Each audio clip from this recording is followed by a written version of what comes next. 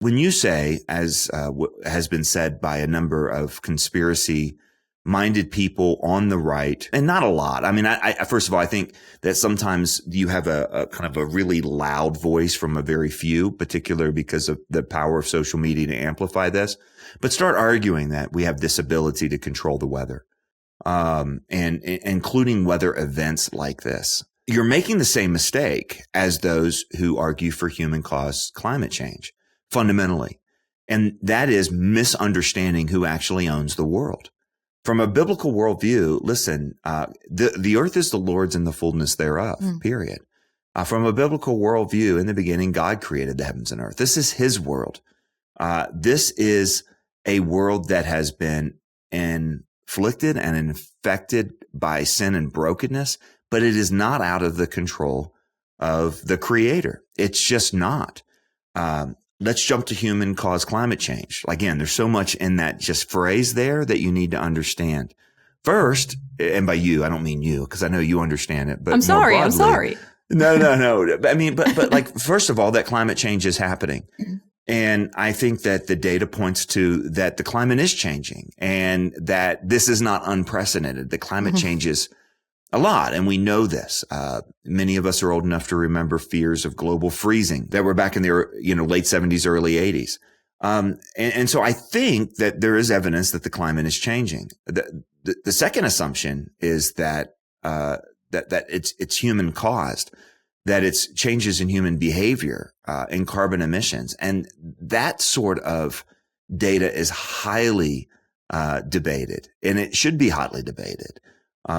Because it's not clear that it is human action that is causing this. There's so many factors that come into play here that it's hard to, point to any one cause.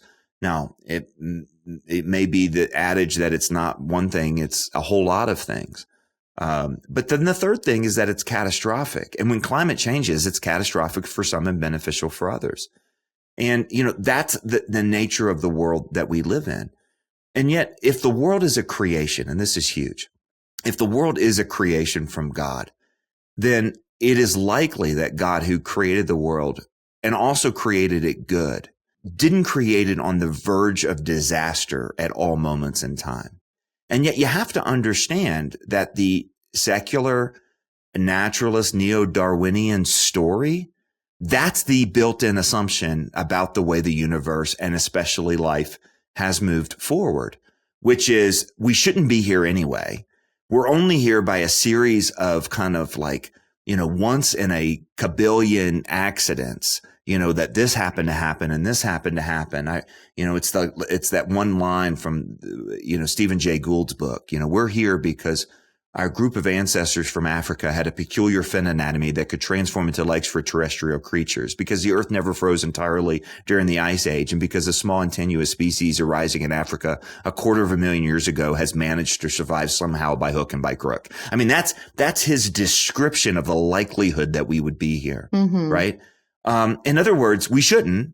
I think Richard Dawkins is on record as saying if this whole thing had to do it all over again, there's no chance, that the appearance that the world was made for humans is an illusion, and a facade.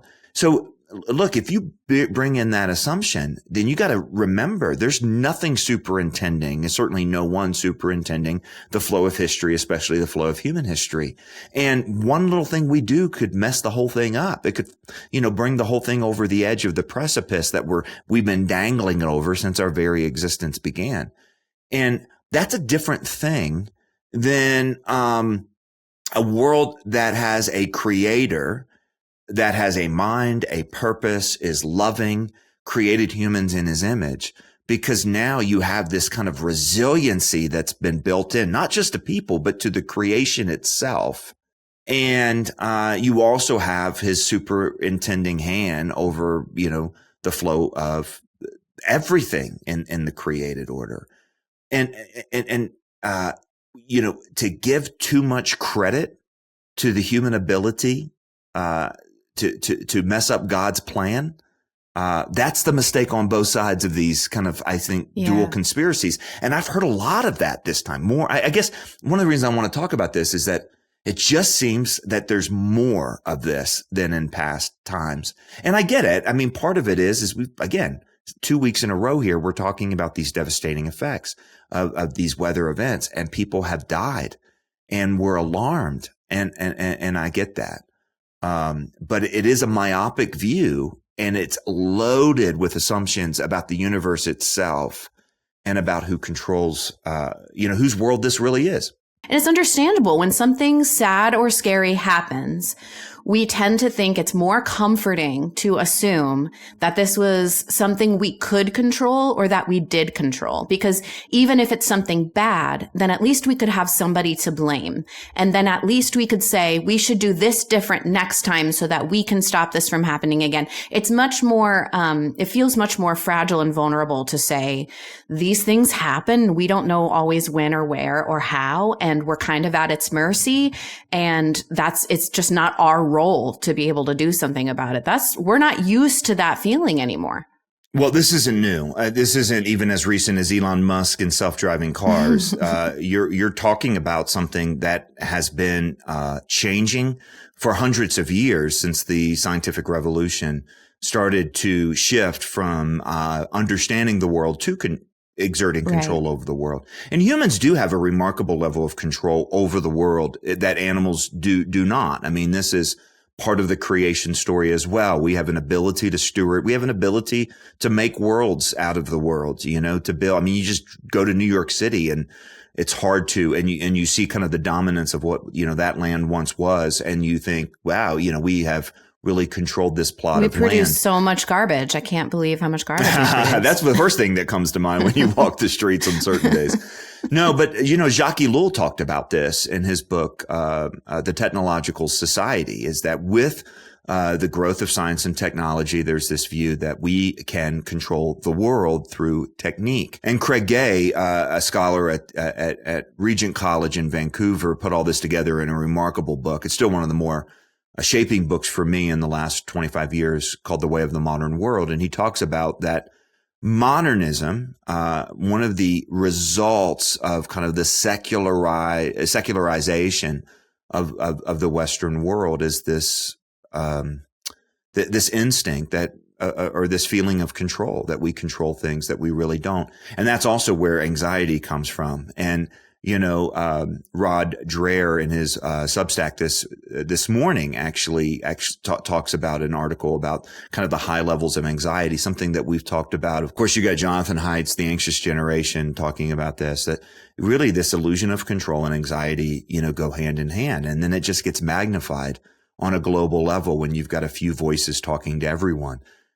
It's funny that Soren Kierkegaard, Chuck Colson used to quote this all the time, talked about, he goes, wrote, if ever there was this device where a few people could talk to everyone all at once, we'd have to immediately destroy it because it would create so much chaos. And of course, he was, presciently talking about the television or other means of mass communication.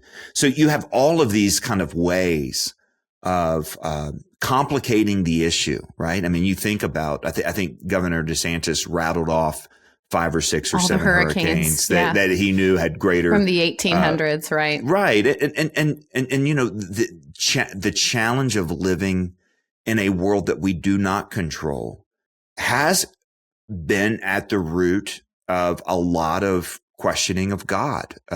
Many people look back to Voltaire's work on the Lisbon earthquake, just a devastating critique of the fact that not only is there no God, and we know this because not only the Lisbon earthquake it came on a Sunday morning when everyone was in church. And so, when everyone is in church, that more people died because they weren't outside, I mean, it was a profound critique of the problem of what's called the problem of evil and suffering. And, I think a lot of times the conspiratorial thinking of our day is another way of trying to do the same thing, make explanations of these physical events. And there is this kind of incongruity. I was thinking about this last night. My oldest daughter, who is in college, in a state more north of us. I don't know if you knew this, but the Northern Lights came down pretty far into the U.S. last night. Cool. So she took these crazy, beautiful pictures with her phone. And you think, this is the world we live in, where we are kind of simultaneously wowed by its beauty and devastated, by the potential chaos and catastrophe that it can bring.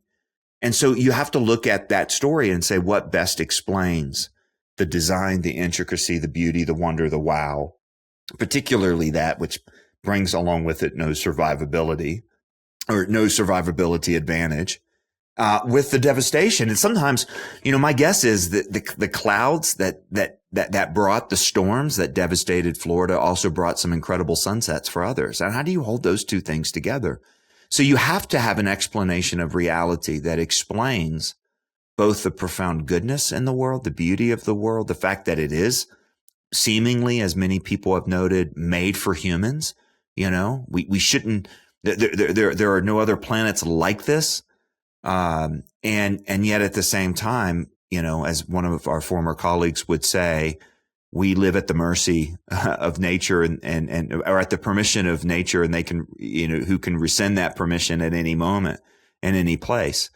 And, that's the things we hold together here, and we're not in control. That is a feature. I do think, to your point, I'll say this, that you go back 500, 600, 700 years, you even go back to kind of what Voltaire's writing about the Lisbon earthquake. There's no illusion of control in any of these takes. While they're still trying to make sense of the world around, there's no illusion of control there. This is a modern phenomenon. For sure. Yeah, which makes sense.